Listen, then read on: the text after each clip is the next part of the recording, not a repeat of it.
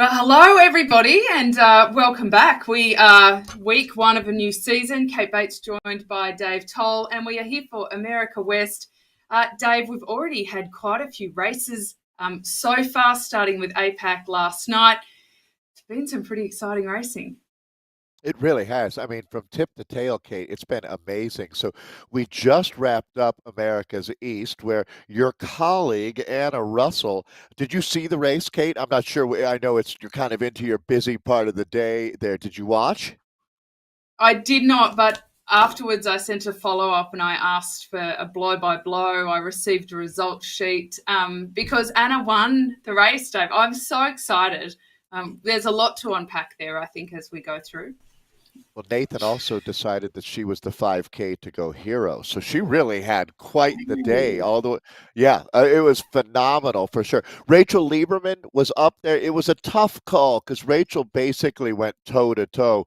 But what I'm loving here, Kate, and Kate Bates, it is so good to see you. I've missed you, pal. Likewise. I do want to tell you how proud I am, though, seeing how much great work you're doing down there in Australia with your Thanks, broadcasts here Dave. in real life. Yeah, really tremendous. I know so many of us here in America are fans of yours now. But so that being said, you would have loved the racing from Europe, Middle East, and Africa. We saw everything out there. But one thing's for sure. Remember the old rap?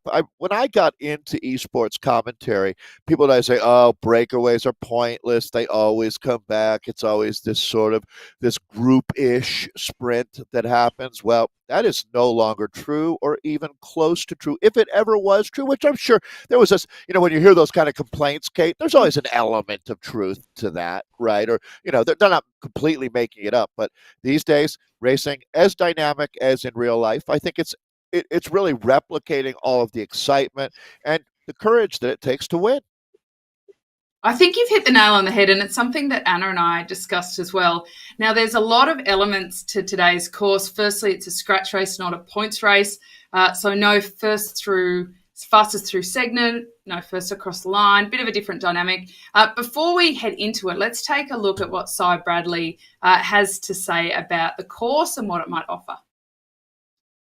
Hey Zwifters, and welcome to Downtown Watopia for Stage 1, Season 3, the WTRL Zwift Racing League. Today's stage is Road to Ruins, 30.2 kilometres, 276 metres of elevation, and it all starts here. 8 weeks of racing ahead. For today's stage, there's no first across the line or fastest through segments. It's all about those finish line points, and of course, the dirt roads of the jungles. But it starts here. We're going to roll out of downtown Watopia for 4.8 kilometres before we reach this point here, the switchbacks of the Epic Con.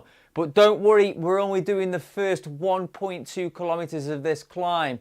But this is where you can attack or hold on to those wheels. It's when we get to the top of this first section that we roll through these gates and head towards the jungle. A little bit of a climb before we descend towards those dirt roads. And it's this point when we hit the dirt roads, you need to make that decision. Do we stick with the road bike, or do we switch to a gravel or even a mountain bike? We've got 9.9 kilometres here on the dirt, so it's enough to make a difference and potentially open up some of those gaps.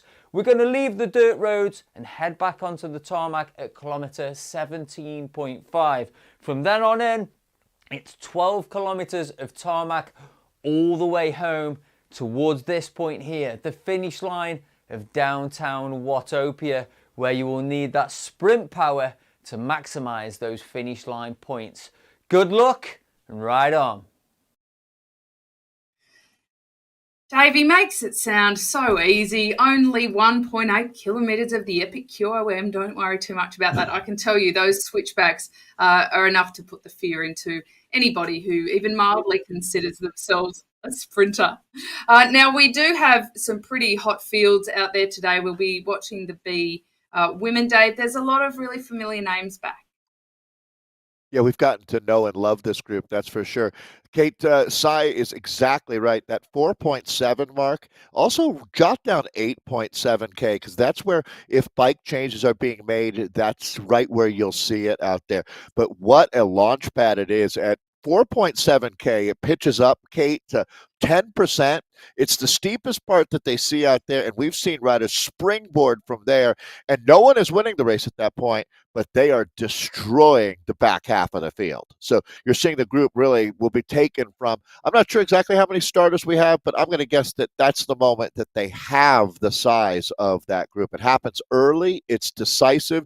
You can't win there, but you can lose there, and that's really the name of the game out here. Is you got to be very, very making the splits, Kate. That is absolutely spot on. And the bike change is a really interesting one. We can unpack that as it is unfolding. We can certainly bet that there's a few riders who will do a bike change tonight after watching some of the earlier rounds unfold. I think the APAC crew were the guinea pigs in that regard, and we had a few different mixed tactics. Let's jump down to the women. They're already out on course. And see how they have started. Again, it's the 4.8K mark where it does start to kick up onto that, the switchbacks of the Epic KOM, 1.2 kilometres of that before they do then have to focus on heading into the jungle. They'll have to break this race down into a lot of little digestible pieces, Dave, because there's a lot going on to consider all in one go. And the fact that it is a scratch race and not a points race changes that dynamic as well. So in what I've seen so far, Dave, these first kind of 4 kilometres, everybody's riding at reasonably low watts, almost just kind of getting ready for what's about to happen. That's well put, Kate. No doubt about it. I mean, they're really the huge effort it would take to build up a little bit of a buffer that would be far outweighed by just sitting back in this group. Let's talk about some of the names to watch for.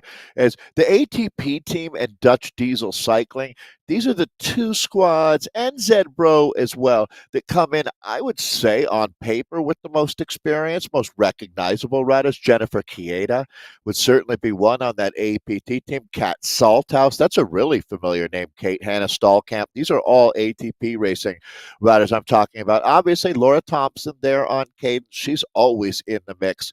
But Ashley Yip is a rider I've got my eye on. No doubt. I think she's ready to break through. This is the same group now that we saw Nadia Gantova come out of. So there's a diamond in the rough out here, that's for sure. And here we go. Brace yourself as the hammer is about to drop out here for our women as they head out into 30K of racing. As Kate and Cy put, it's a different kind of day. I don't think we've seen a scratch race like this. I was saying it's kind of like a one-day omnium, right? As time is it's the points at the finish line is how we score it, right? So it's not a points race per se because we don't have a bunch of bonus sprints along the way. No, but it is, and whether you're after points, it doesn't matter whether essentially you win by 1 centimetre or 1 minute. That won't give you any more advantage moving forward. But it is definitely it informs the way the teams ride, because often we've seen, Dave, that we'll have some of the riders sacrifice themselves quite early in order to get some points and then not even consider where they're at the finish. Exactly. They can't do that anymore. Miller was early to kind of push ahead a bit up the bottom of the climb to try and perhaps start climbing with a little bit of speed and momentum. She's already back to mid-pack now. Salthouse pushing the pace a little bit. She's also sitting quite comfortably. Joy Connolly, you are right, Dave. These are really familiar names. A little bit different to what we saw in APAC up this section, where we actually saw really aggressive racing and some very big gaps opening up both in the men and the women already on this section. So this looks to me almost a little bit conservative, Dave, and that may be a replica, of what has happened because they've watched the other leagues racing and they know where it's effective to push the pace and where it's not as effective. I would agree. Letting some other riders show you the way, do some recon out there, Kate. Definitely, these riders are going. Again, it's hard enough that there's going to be that natural selection that happens, but completely different than what we've seen earlier in the day. Every race plays out differently. Racers make the race, and I have a feeling that this one is going to see some real fury. And I'm looking at this group because I don't see as many Tron bikes out here. I guess now is not a bad time as it's not completely bananas out there. I think we might see a decent number of bike swaps made out here today, which will have Nathan extremely happy for sure. As the bike swap is the conversation that I mean, it's really enjoyable. The advantage or disadvantage, we saw Kevin Bouchard Hall. He won the 5K Hero earlier today. Quickly to explain the 5K Hero, in a lot of ways, it's the most courageous rider or the most animated rider. But another way to think of it, I remember in our race meeting when we were talking about this a month ago, Kate, the race maker, right? The person who really set the tone of how the race is going to go, whether it's an early breakaway, a significant chase back after an incident, a lot of different ways that you can win that 5K Hero, but it's going to be by doing something exceptional out here, which we're never lacking for in the world of the community racing here on Zwift. No, that's it. It's kind of like the most combative rider, or, it might be the rider who has the most sass. It's kind of whoever we're a little bit impressed by. And yesterday on the APAC production, Anna Russell had like the ultimate power of deciding who got that. I understand, Dave, that I will have that final power today. However, I would say that let's make this a very collaborative process.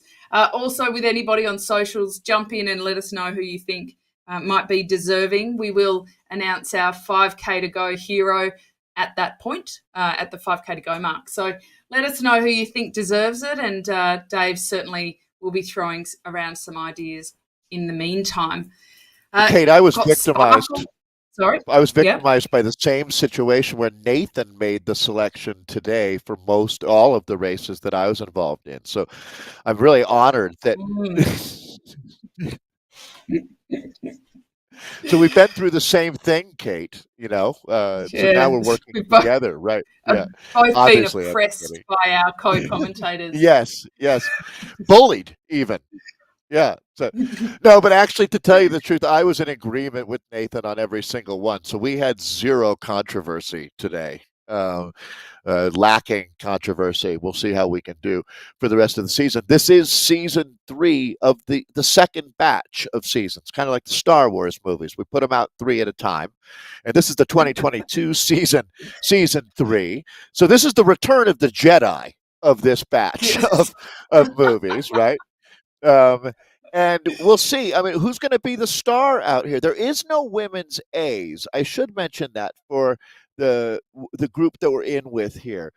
This is a Women's America's West Division 1 Bs, and we're taking a look now as they come up. The race really breaks down, as Sai was talking about, into 3 sectors. There's pre-gravel, which features the first significant climb. Then through that gravel sector, that's where really a lot of the action goes down. And then you move into a downhill. It's almost like you've gone over the top of the mountain or making your way back down to that finish line, Kate, where literally the final sprint is fast. They come in hot at that point. They do.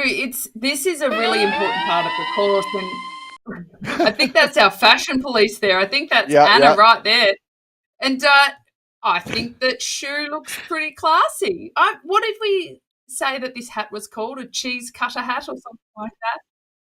And this is Stephanie's shoe, and she's with Team F3. That's a really cool kit. Nice little lightning power thing on the back. She looks a little bit funky. On the Tron, the Tron's not going to go well on the gravel though. Are we seeing a bike change already? Is Sparkle, or I think we might be Meadows. Sarah Meadows, is she doing a bike change? I think that was a dropout, to tell you the truth. It wouldn't be the time to do that bike change. That's about a K away. Drama. As I have to give Shu credit, this kit is one of the best that we've got. The F3 kit here. It looks a little like a Aja Duzer, right? A little bit with the brownish shorts. Or as us Australians like to brutalise it, Dave, we say AG2R. See, I'm trying to sound fancy and say it the French way. You do sound fancy. We sound a little bit red. Say it the same. Kate, to be honest, Americans say it exactly the way Australians do. Yeah, so I like Ajay Um, Duzer much better. But anyways, I listen to Matt Stevens all the time on the broadcast, so I feel very European. Yeah, look at you, classy, classy. The men are underway now. They will also have this 4.8K odd run in until the bottom of that epic KOM, where everything changes flavour a bit. Meanwhile, the women are not far now off hitting the gravel. Look at them. They're in the jungle now. So this is where it will all change. This is where we will see bike changes if they are going to have any. It was kind of commented from community, like on the socials, Dave. And I apologise if there's noise here. It is absolutely bucketing down rain. Oh wow! It was commented that for any division other than A, it was worth doing a bike change. So for the BCD, it was really worth it. But for the A's, it probably wasn't because the pace was so high and it was a really big risk. If you do change bikes, there's up to about a 1 minute advantage in terms of efficiency through.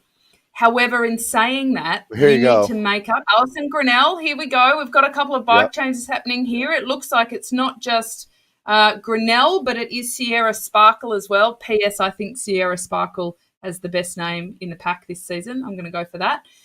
It looks to me like they're both changing bikes. This isn't happening quickly, though. We did see yesterday that they were doing it in 7 to 8 seconds. That was a little bit slower, and that gap has opened up a little bit more. But if they do have a few of them that can get together to chase back on, and a mountain bike. Okay, we saw a lot more gravel bikes being used, but Sparkle has jumped on the mountain bike, which means she will have to jump back onto the road bike at the top. So let's see if she can make her way back as well. Alison Grinnell, not too far in front. There's a whole little bunch of them here. But there is about 6-8 seconds gap. So can they make it back? Oh, 20 seconds actually that's blown out to. Look at that. So that's not insignificant. That was not an effective change. Anna, Dave talked us through all the keyboard commands required to get it done. And, she had a little bit of an algorithm going to make it happen. But it's something that you've got to really practice and get nailed. Anna put on a master class when she made that change earlier, less than 8 seconds for sure. Hey, Rachel Lieberman as well. Lieberman on the ATP team, they must have done a recce and figured that the mountain bike was the way to go. I think that number that you threw out there, 1 minute, I think that's on the high side, to tell you the truth. I think the net gain that you can pull off here is about 12 to 15 seconds, factoring in the double change, getting back on the right bike for the finale, Kate. So yeah, I mean, but if you do it right, I think it's worth it. The reason why you hear them saying that you don't want to do it in the A's is because the pace is too fast. It's just you can't make that change fast enough. You've got a little more wiggle room when you're down in the B's or the C's. Exactly. We did see it work to some effect, but it's, again, not the same for every rider. So you need to have practiced it and you need to consider it among your strengths and your power ranges as well, because we did see, especially in the women's yesterday in APAC, that most of the riders did actually change bikes, but there were 1 or 2 riders who didn't but were still able to keep up. And they did it a bit tough and they had to push fairly hard in order to make it happen, but they could. And for those riders, I think that they've, had a good think about it and thought, look, it won't be easy, but it's a safer option and I think I can pull it off. Sorts of that. But, sorry. We had Kevin Bouchard-Hall starting on a gravel bike and taking his lumps. Yeah, that was an interesting one for sure. He's coming back from COVID. He did win the 5K to go hero, and but ultimately it turned out to be too much. I agree with you. Not since summertime have we had a rider quite like Sparkle out here, and she's right back up in the group. So that changed. You can see how effective it is now. So this is where, as they say, I don't know if it's a saying down in Australia, Kate, but make hay when it's in the field, and that's exactly what she's doing. She's got a better bike after making that change on her competitor. So now she's going to try to pad her lead as it's, and again, sometimes you can see she's on the mountain bike here. That's going to be Sparkle with the orange cap just going by Hines here. Sometimes they make the change, and because of client side situation, you don't see the bike change. But that's a gravel bike that she's on right there. That's Hines is on a Grail here, Yeah. as that's the ATP rider. So these two have made the change. Nathan's loving it. Mm. So we've got Meadows, who is in the lead just by a couple of seconds because it is Sparkle and Hines who are coming up behind her. If these three riders get together and keep pushing the pace, then it will be very difficult for the rest of them to come back, because even though they will lose 8 to 10 seconds at the top, they will be able to continue to open this group if they manage to do that. So that's been pretty well done. I agree, Kate. I was going to say that they would want to coordinate that change back, these three, right? It looks like they are going to link up. And it's certainly, and that's where, again, they won't be on Discord. They won't be able to talk to each other, but they will be able to use in-game text and communicate. And we saw Anna actually doing that with Rachel Lieberman. So in the previous women's race, which is relatively comparable in scope, size, field, quality, all of that, the two riders that did change bikes went on to win by, I'd have to ask our producer if it was 30 seconds at the finish. It might have been just under that when it was all done and dusted, but it was definitely the right move. It's looking like this pretty solid right now, although once they make that change, theoretically, if they do a really good job with it, they're only going to be a couple seconds off the front. But this is the time that they might take this up over 20 seconds now, but they need to push here and take advantage of the advantage they have. Yeah, they're coming down to a flat section which goes for about 1.5 kilometers. And then they start going up again until it is time to change back at around the 17.5 kilometre mark, where they will head back onto the tarmac and we'll have to change bikes again. So they've got about 5K to really make the most of it. And in Australia, we say make hay while the sun shines. So very there you similar go. sentiment. So yes, similar. I would say that. I just want to touch on what you said, Dave, about perhaps starting on a gravel bike. I actually think that is a really good way to do it, because for the most part, a lot of the races have been starting quite conservatively. And so you wouldn't have the massive disadvantage on the gravel bike, but you would as soon as you hit the dirt, and you don't have to lose that 8 seconds in the change. So I think that's probably like a really good risk mitigation strategy if you're dead keen on changing bikes. I completely agree. Do a little extra work to avoid the risk of the change, for sure. So this is Jay Bird that we're looking at. So they've hit that super steep part. He is absolutely flying right now. This has been at least 50% of the races, Kate. We've seen one rider do this, just destroy the peloton. Look at the riders getting tailed out the back. So he's going to take this 47 rider field down to about under 30, certainly, by the time they come up over the top of this climb. So hitting hard right now over in the men's races. They're on to the first sector where you can really make a difference. That's the OTR rule number 5 team that Jay Bird is riding for.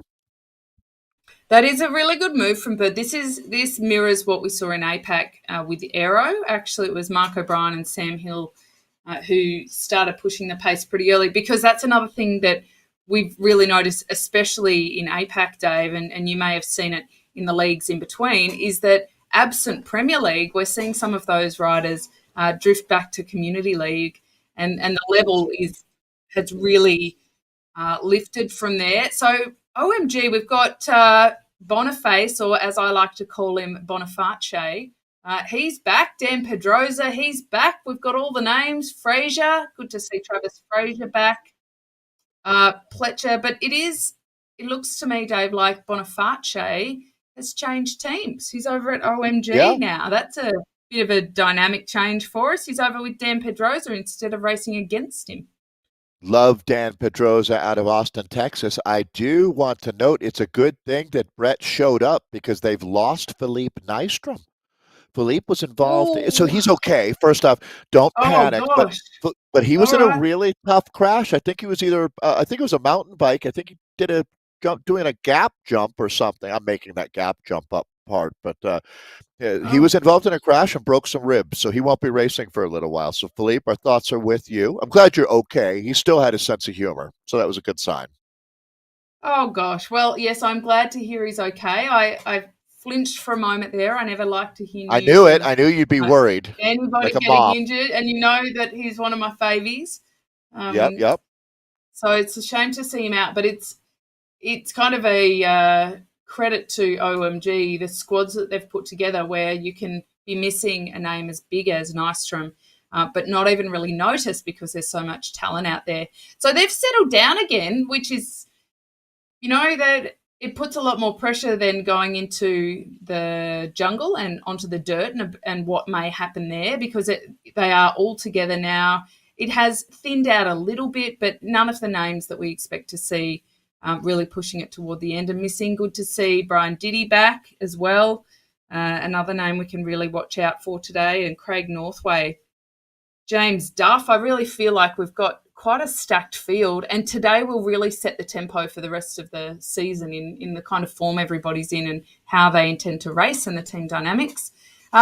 Before they do hit that gravel section, that dirt section, Dave, over in the women, this gap has just continued to open up. So we do have Hines, Sparkle and Meadows pushing off the front here. The gap is over 20 seconds now. My eyesight's pretty good. I think it's 21 seconds from the view that I'm looking at.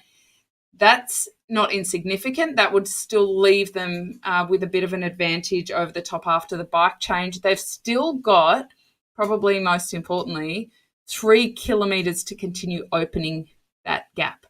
Alison Grinnell looks like she's a little bit stuck in the middle, which is tough because she did change bikes and it was just a moment where she didn't quite get onto that group of 3. So there you go. Grinnell at 18 seconds and probably regretting her life choices in this moment in no man's land.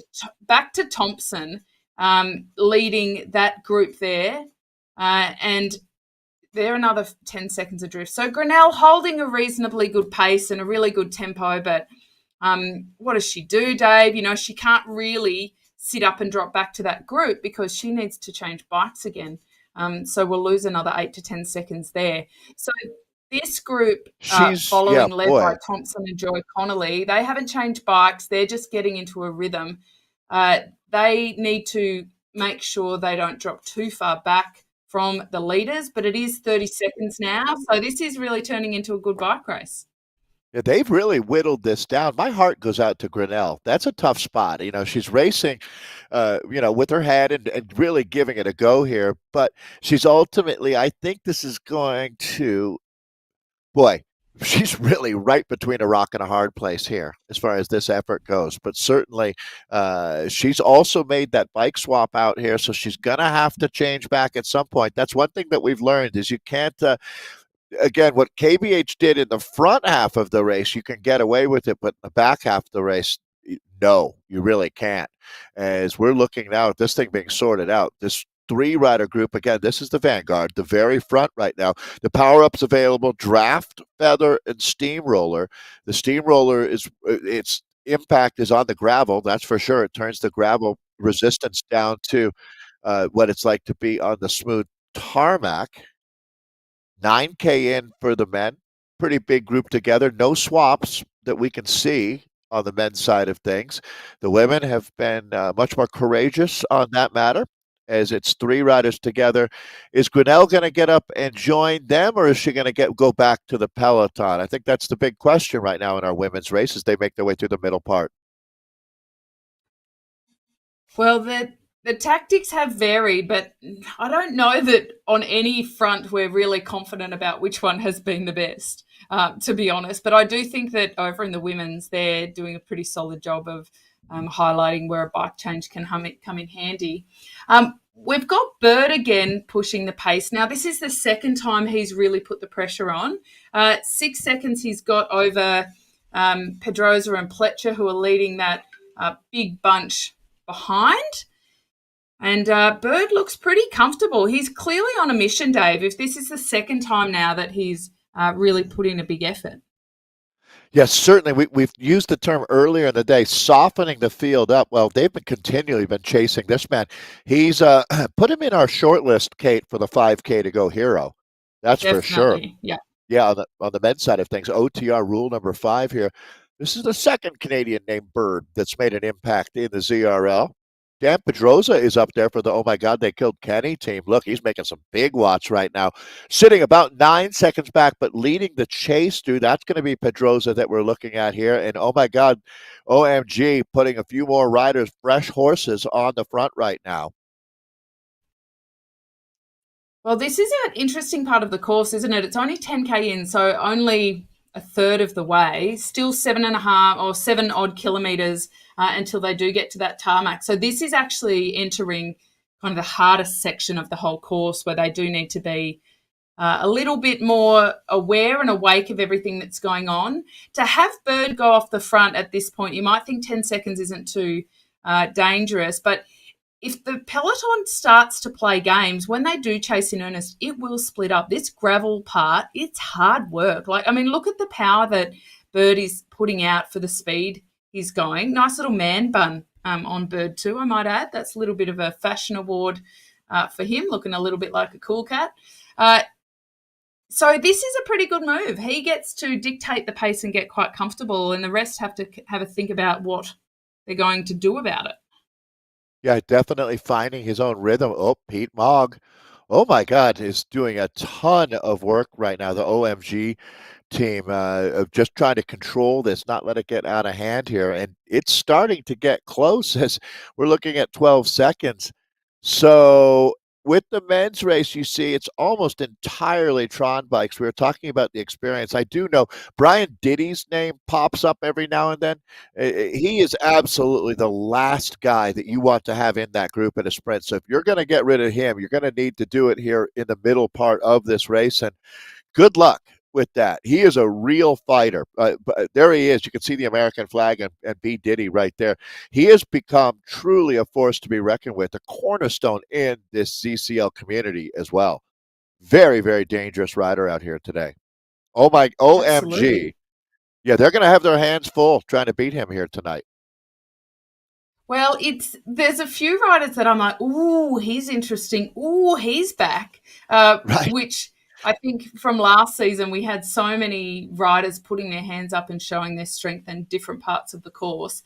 It is really different dynamic as a scratch race, isn't it? And it goes to the way that the teams will ride, and it allows the teams actually to ride a little bit more together. So let's just take a look at the women, because this is where the bike changes are going to happen again, Dave, because they're heading back onto the tarmac. So that's what we're seeing at the moment. Now, Sparkle, this is an interesting move. She's just pushing She's on. not going to change. Here. Right. Well, I think she probably will change when it gets to the top, but this is like ballsy from her. And look at the gap between back to Meadows is 7, but Hines is still back at 17. I have always felt, and I love your opinion on this, Kate. This is a great time to dissect this. It makes more sense to me. And if I was ever directing a rider who had a flat tire, I would tell them to stop on a downhill to take the wheel change. So right now you don't have a flat tire, so you can select where you're going to stop. I would rather get going from zero on a downhill to try to accelerate up to speed quicker than try to do it on an uphill. Is there any sense to that? There is. I thought that last night watching the timing of the bike change. I thought, considering the rhythm required, Sparkle now She's changing. So I think that her teammate Meadows will. She's kind of sliding backwards a bit there. I think that Meadows may wait up. Hines has just gone past her. Ooh, this is all a little bit interesting. And throw a spanner in the works now. Yeah, wow, this is going to be. This. It's going to take us a minute to figure out exactly what's going on out here, as we've got riders left, right, and center now. So they're all swapping back bikes, Kate, up there on the front. And what is going to, so Grinnell is the rider there that was in no woman's land in between our front three and the peloton. This is Sparkle, so back to the front.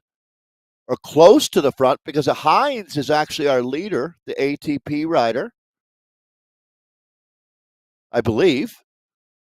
Meadows is, excuse me, the last rider to change here, as this is Meadows now, the NZ Bro rider.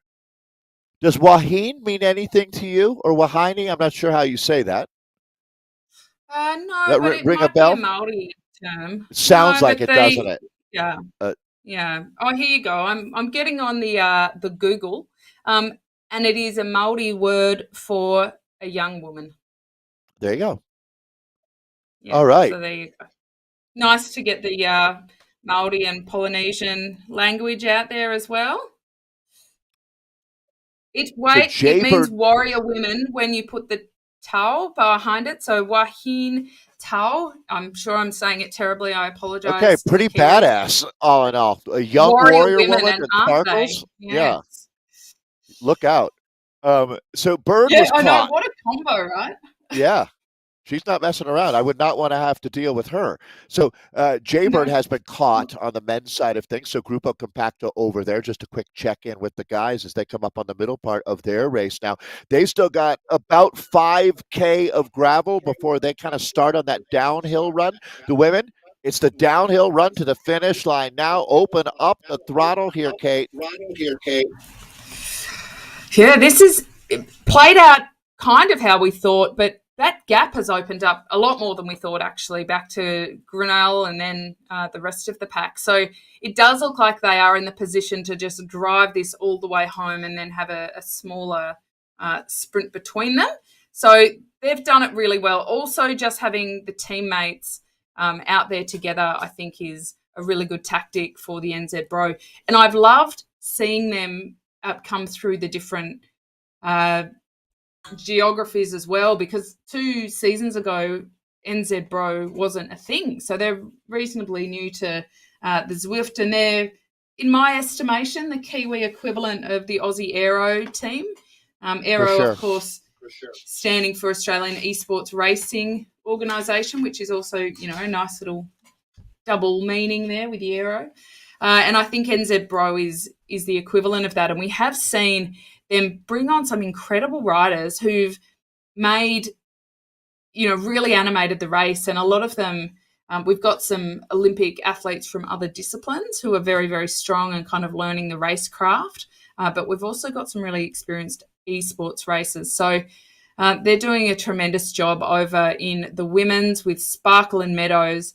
Really pushing the pace ahead of Hines. Now, in the men, Dave, it looks to me like nobody is content with just rolling along. It is one attack after the other. This time it's Van der Veen from Riot. So Riot is sick of OMG having all of the fun off the front.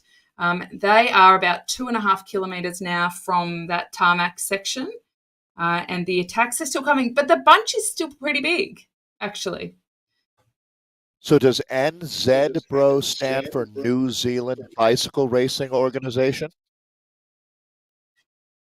So Yeah, I don't think so. I wonder. It would be cool if it did, kind of like Arrow there. So, all right, this is going to be now Van der Veen pressing, and this is going to put some pressure on this group. I think a few riders are not going to be able to hold this pace here. You talked about how this gravel really, yeah, you can see a few guys now getting dropped here. It's gone single file nearly at this point. So pressure really on for the men as they make their way through the jungle. This expansion in 2017 was so well received, always adds to the mix. And I mean, these days they're turning some tarmac back into gravel out in Watopia. I saw Fuego Flats has been re-gravelized. They've turned it back over to nature. So gravel racing is having an impact even in the virtual world. And I think a lot of the best racing that we have includes gravel these days, as they're going to, this is FKA Creature Unlocked, and GP is the rider. Bird back up to the front for OTR. This one's going to be a wild affair here on the way to the finish line. This race typically right around 45 minutes until it's done and dusted. The back half is quicker than the first. Yeah, it is really starting to spice a bit up in the men, where the riders who want to be there at that back end are really making sure they can potentially make some impact in this next 1.5 kilometres. Over in the women, meanwhile, Madam Sparkle, Sierra Sparkle, I think that we can probably put a big old highlighter on who our 5K hero is going to be between these NZ Bro riders. But Sarah Meadows, 16 seconds up on Sparkle, who has now launched an attack or just ridden away from. We missed that exact moment over Hines. So they are now in the three of them are all solo. We then go back to Rutford and the chasing pack of about 8 riders. There they are. They are then 30 seconds adrift from Hines. So at the moment, they're nearly a full minute behind Sarah Meadows, who looks to be solidifying her position in this race, and Sierra Sparkle 41 seconds ahead. To me, that looks unbeatable and uncatchable when the pictures we're seeing, Dave, they're across the road. Nobody's really pushing too hard. Joy Connolly looked to be making a move through the middle of the pack as I said that, so perhaps she's had enough.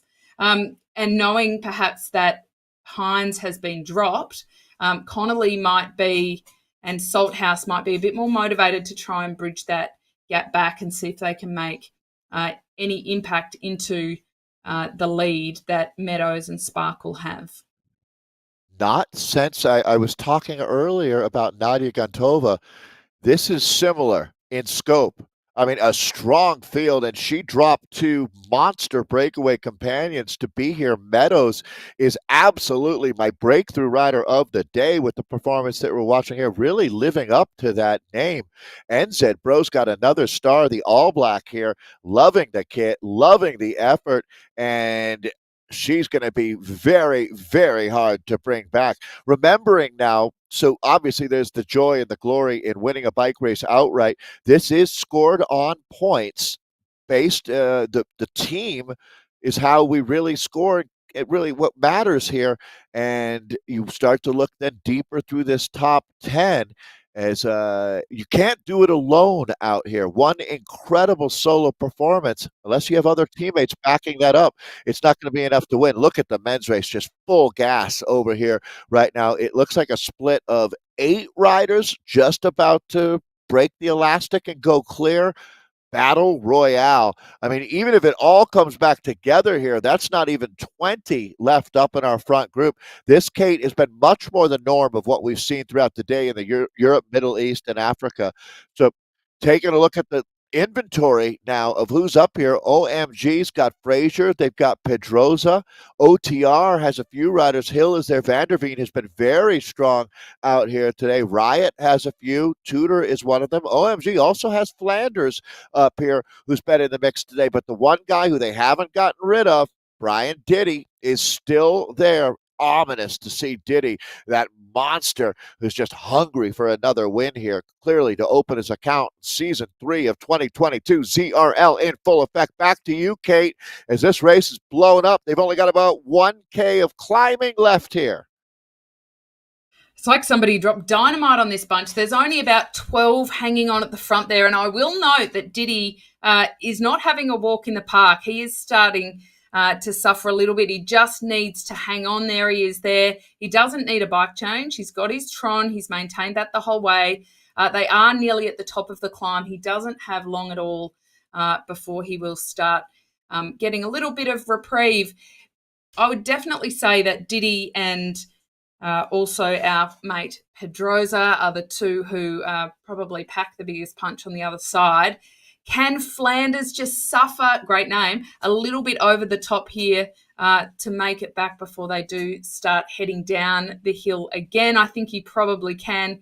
This is one of those points in the course where everybody is absolutely in a world of hurt, and they just need to maintain a little bit of civilization in order to get back to the group. You're right, it has blown to pieces, but in many ways, we do still have quite a solid group up there. Well, we're not looking like in some of the others where there was groups of 1 or 2 off the front that then came back. This is still, we've got 13 reasonably evenly matched riders. Flanders is going to get back in. Somehow he's able to combine the Simpsons and South Park in one name and team here, as he's going to He is going to be able to make contact, I believe, if he's going to do it. One last surge. It's worth it to go orange right now with those numbers, as he's just going to get on the group in time. As, man, another 200 meters, and it's going to be rough as they will start to absolutely fly. Watch the speed going up there, as at 55 kilometers per hour, he's got to get there. Brett Boniface is coming back to help, actually. I think Brett's going to try to give him a wheel to bring him back up to the group, as Boniface, or is he? As it shows you how hard it is to feather that. Yeah, but Boniface is right now trying to help his teammate come back into that group. Kate, I'm sure at some point or another you've had a teammate come to the back of the group, see you, and then drop off that 20 meters to help you close down what is literally the hardest thing in the world to do, is that last 10 meters to rejoin the group on a downhill. And that's exactly what we're up against. They might have just, oh boy, this is touch and go at this point. 20K into a 30K race. This again is going to be Flanders. And oh my God, they're trying to stack the top 10, but he's not going to make it. It was touch and go, Kate, and I don't think he's going to be able to do it. And Boniface now, it's almost like trying to save a guy from drowning, and he pulls you into the river. Oh, wasn't that? I mean, good on Boniface for doing that, and I really appreciate that kind of team effort. But trying to be a great teammate as well, to call he's new to the team. Yeah. So under while 5K, they're descending down here, we know that Boniface is safely there, and sadly Flanders is now in that horrible no man's land. But Dave, we've got a few decisions to make, because the women are within their final 5 kilometres. Well, I'm going to say Meadows, just based on she had the courage to do the bike change. She dropped the breakaway, so she wasn't conservative and trying to nurse those women along to help her. So I think Meadows is my choice. I know Meadows is my choice. Yeah, I think that's a good choice. Sarah. Excuse me, Nathan, producer, do we have our little fancy little flashy 5K to go? Thank you. Here we go. Thank you, Sarah Meadows. I wanted to see that. So here is Sarah Meadows. I was leaning towards for a little bit there Sierra Sparkle, but I think that Sarah Meadows has ridden absolutely tremendously. She's got 17 seconds on her teammate at the moment. She spent a lot of the day solo. She looks to be in a position where she will not be beaten, and she will take this away. So very big kudos to her for the bike change, for the ride so far, and for giving herself the ability to cruise on into the finish. So she is our women's 5K hero. Now, Anna also lets me know that we're supposed to have just one, not one for the women and one for the men. I'm going to break convention. If that is the rule, I'm changing it, Dave. I think we get one for each. So here is our women's. And in the next couple of kilometres, we will be able to also award to the men. Sarah Meadows, only a couple of kilometres left to race. Anna is feeling pretty chuffed after her big win there a few minutes ago. And also, I just happened to see her Instagram post. So her change was 7 seconds out there on the bike. And again, talking about repetition being the mother of learning. Well, certainly that practice over the weekend really, really paid off out there. Showing up and doing your first bike change in the middle of a ZRL race, not advised, that's for sure. It'd be like trying new food right before the race, or new equipment. No, it is something you have to practice. Well, and funny, Dave, is that at the beginning of the broadcast last night, Anna was like almost getting her brag on. She was like, yeah, I've practiced and I've got it down to under 8 seconds or to 8 seconds and I'm all over it. And then we were watching the APAC women, and 3 of the ATP APAC women managed to change bikes in 6.5 seconds. And then Anna was like, okay, I guess I've got a bit more work to do. I thought that I had it, as quick as possible. So I'm very pleased that she has then, in the 18 hours that have ensued between taking a second off of her time. Yeah. I wonder if she went to bed. I wonder if she was up all night between newborn feeds, attempting the bike change. That's commitment to the cause as well, and definitely putting his hand up for this 5K hero. John Bird, he's at it again. Not a big gap, but he's certainly giving it another go. Well, I think he's taking advantage of the fact that we are going to award one for the men, and he's my guy For sure. OTR, yeah, this has been fantastic. This is the third time that he's gone clear, putting pressure on the OMG by far making the highest average watts out here today as well. I believe it's 4.8 watts per kilo that he's been generating. So he's had a monster day out here. So let's see, can Sarah Meadows hold on? I'm anticipating yes, to tell you the truth. She's got about a K and a half to go out here. And to add that name onto your list of stars emerging in race one, day one of the ZRL season 3, I think we're going to hear a lot more about Sarah Meadows, Kate.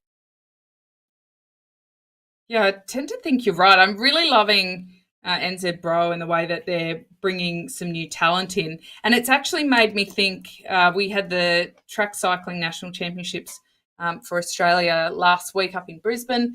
And I was looking at a lot of the riders, some of who have been very successful in Zwift, and others who I know, don't really Zwift so much. And I was thinking, how can I get them into the racing? Because a couple of them I also thought the same DSing world champs that, there's some incredible Aussie talent that just isn't in the Zwift world yet, but are more than capable of really throwing a cat amongst the pigeons in exactly the same way that Meadows and Sparkle have done here for NZ Bro. So exceptionally good. I'm going to have to look her up to see if she comes from another sporting background, because this is it's a fairly small ecosystem. I agree. I Within the wonder cycling what. world. Yeah, she might have been a to have not rower. really heard of her before.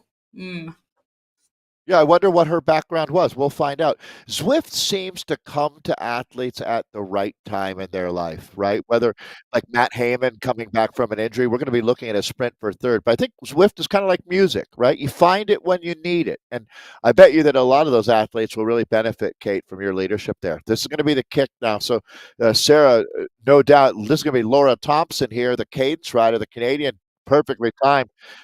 13 watts per kilogram here. I think that's going to be more than enough as the green jersey of Laura Thompson here. We'll put a maple leaf up on the podium today. Joy Connolly going to come through for the ATP team. Looks like she'll take the 4th spot out here. So done and dusted for the women.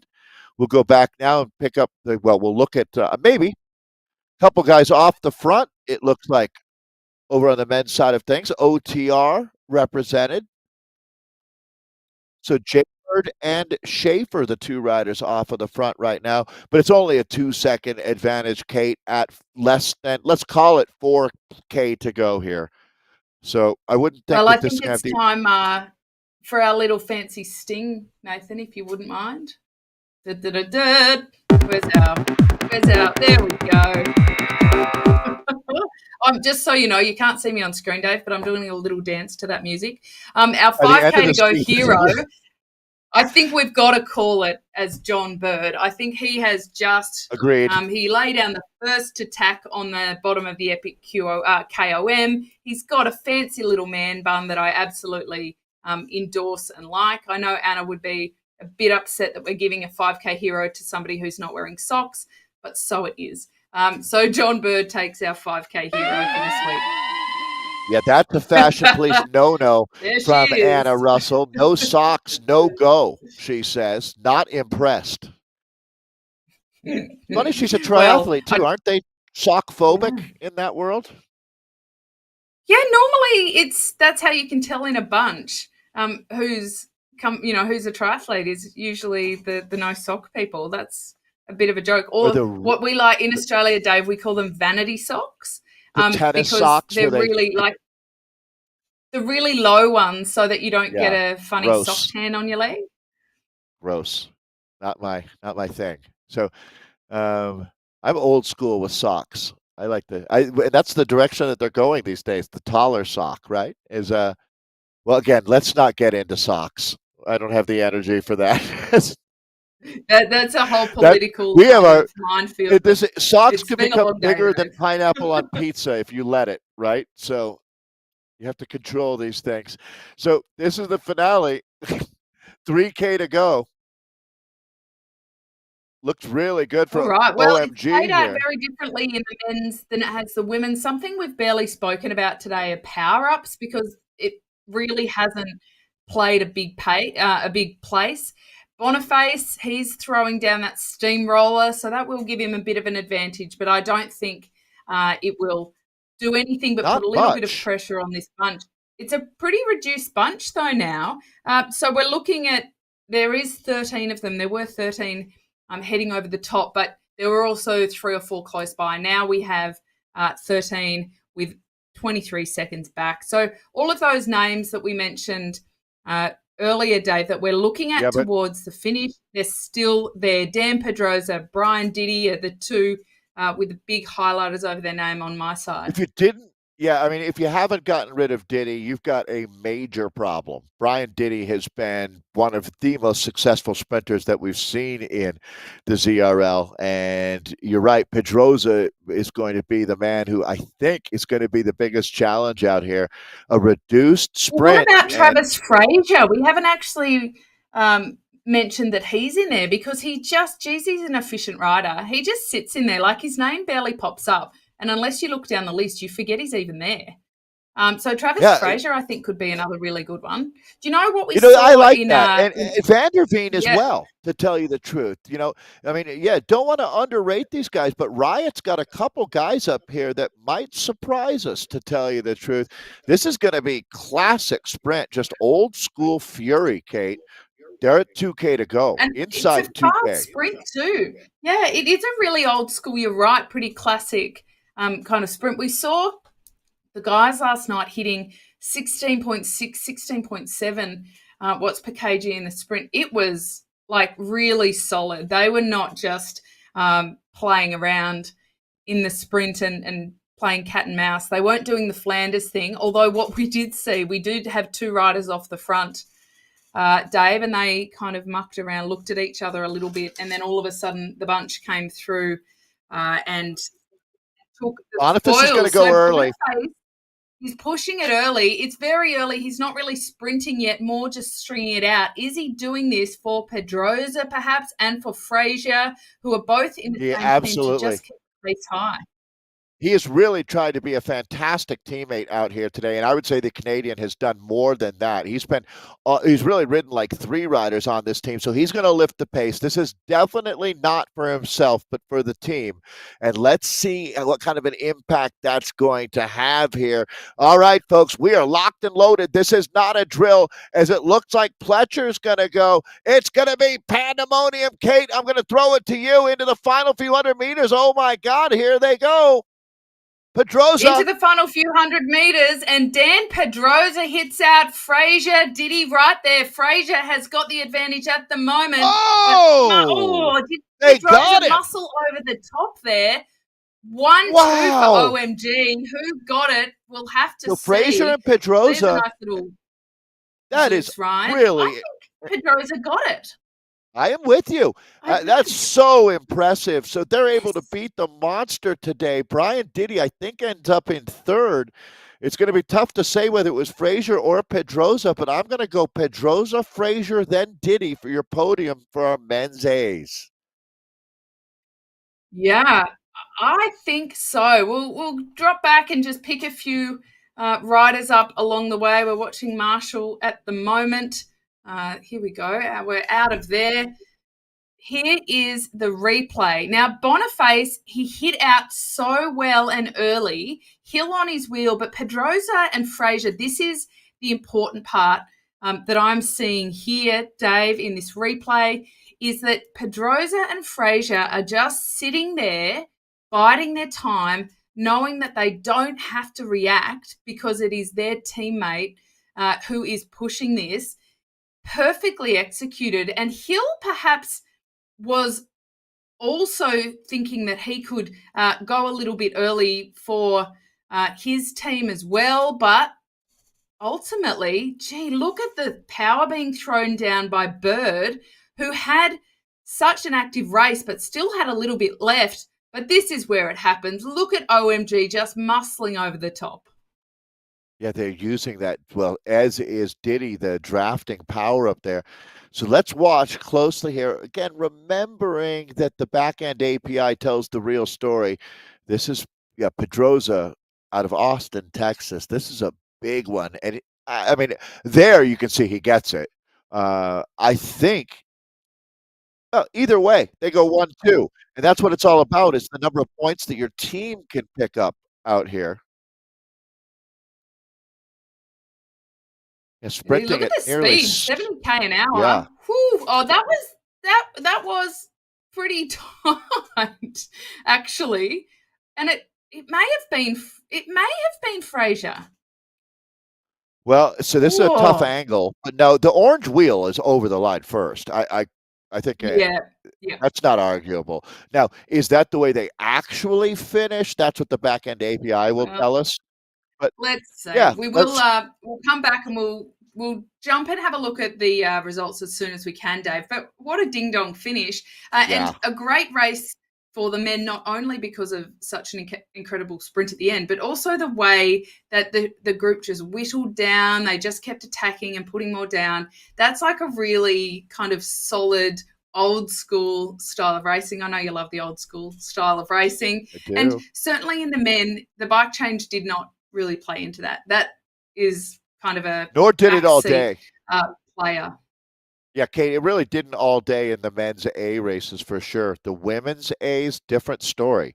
Absolutely. And I must say, Sarah Meadows is a rider that we're going to hear more from, no doubt. So she'll make her star today out here. Nice to see if it is Dan Pedroza. Either way, Fraser and Pedroza doing a great job in showing how patience it takes the strength to be there. And this is, I mean, we're right in the heart of classic season right now with an amazing Ronde van Vlaanderen, Flanders last week, and Roubaix to look forward to. And classics is kind of what we saw here today. The strong men survived to be there. And, sprinting that hard after a tough race, boy, I bet you a few guys were cramping, I'm going to guess. So let's take a look at those results as we wrap up the first day of racing here in Season 3, 2022. ZRL is back, and what a way to kick things off, Kate. I'll throw it back to you now as we take a look at our America's West Division 1B women. All right, let's take a look. Sarah Meadows, we saw her just dominate from NZ Bro Wahine Towle, which we know is warrior women, and weren't they warriors today? Sierra Ryland, her teammate, coming in second, 17 seconds adrift, but then another 31 seconds back to Laura Thompson in third. She led the bunch kick in ahead of Joy Connolly from ATP Racing Vespid. We know she's a great sprinter. Ashley Yip from DDC Cycling Xena. We know that she is improving at a rapid rate of knots. And interesting, isn't it, that they're not dominating in such a fashion as they did from day one last season. So that'll keep it interesting. Liana LeBlanc from West Coast Coalition B in sixth.